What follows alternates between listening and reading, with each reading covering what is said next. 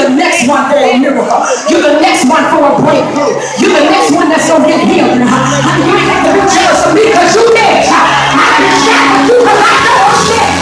We're the people of God that know that.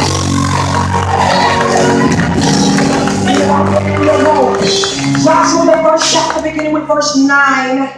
Joshua, the first chapter, beginning with verse 9. Hallelujah. When you have a shout yes with a loud voice. I'm a little old school. I do believe in standing for the reading of the word. Hallelujah.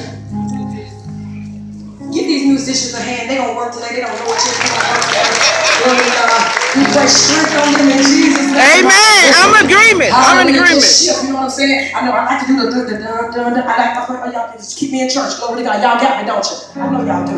Hallelujah. The psalmist singing it to the Holy Spirit in the name of Jesus. Joshua, the first chapter, beginning with verse 9. When you have a shout, yes with a loud voice. Yeah. The Bible says, have not I commanded thee? Be strong and of a good courage. Be not afraid, neither be dismayed. For the Lord thy God is with thee wherever you go.